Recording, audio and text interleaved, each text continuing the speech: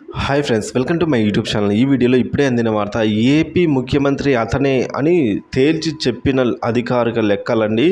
So ఎవరు ముఖ్యమంత్రి, ఏమిటి, ఆ పూర్తి వివరాలు అయితే ఈ వీడియోలో ఉన్నాయి. వీడియో ఎక్కడే కానీ స్కిప్ చేయకుండా ఎండ్ వరకు చూడండి, అప్పుడే ఇన్ఫర్మేషన్ అర్థమవుతుంది.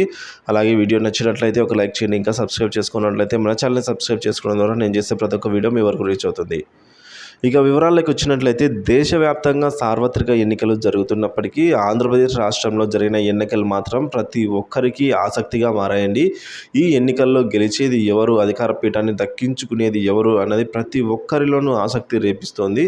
సో ఆంధ్రప్రదేశ్ ఎన్నికల ఫలితాలపైన ఏపీలో మాత్రమే కాకుండా తెలంగాణ రాష్ట్రంలో రాజకీయ వర్గాల్లో కూడా ఆసక్తి నెలకొంది.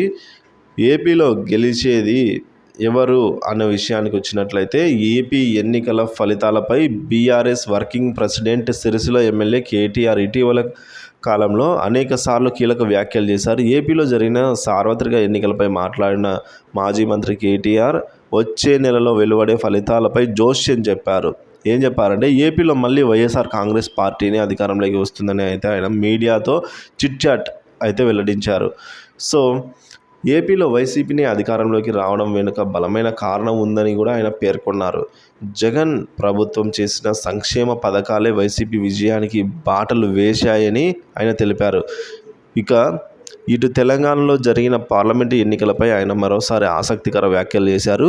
ఈ పార్లమెంటు ఎన్నికల్లో బీఆర్ఎస్ పార్టీ పక్కా 7 సీట్లు వస్తాయి అని అయితే ఈ విధంగా కేసీఆర్ గారు తెలిపారండి, కేటీఆర్ గారు.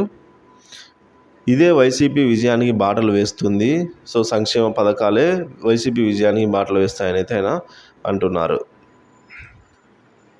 సో దీనికి కేసీఆర్ ప్రచారానికి రంగంలో దిగడం ప్రధాన కారణం అని అయితే పేర్కొన్నారు. సో అందువల్లే పార్లమెంట్లో బీఆర్ఎస్కు పార్టీకి పక్కాగా 7 సీట్లు వస్తాయని అయితే కేసీఆర్ అంటున్నారు. సో రాష్ట్రంలో కేసీఆర్ చరిస్మా ఇంకా అలాగే ఉందని, అది ఎన్నికల్లో బీఆర్ఎస్ పార్టీకి 7 సీట్లు తెస్తుందని కేటీఆర్ పేర్కొన్నారు. అలాగే తాను ప్రత్యేకంగా తెలంగాణలో ఉన్న 17 స్థానాలపై సర్వే చేయించానని తెలిపిన అందులో 7 సీట్లు పక్కాగా బీఆర్ఎస్ గెలుచుకుంటుంది, కైవసం చేసుకుంటుంది అని అయితే ఆయన ధీమా వ్యక్తం చేశారు. సో తెలంగాణలో బీఆర్ఎస్కు 7 స్థానాలని జోస్యం చెప్పారండి కేటీఆర్ గారు. సో దీనిపై మీ అభిప్రాయాన్ని కామెంట్ చేయండి. వీడియో నచ్చినట్లయితే లైక్ చేయండి, షేర్ చేయండి. అలాంటి వీడియోస్ కోసం మన ఛానల్ అయితే తప్పకుండా సబ్స్క్రైబ్ చేసుకుని అప్డేట్స్ ఫాలో అవుతుండండి. Thank you for watching this video.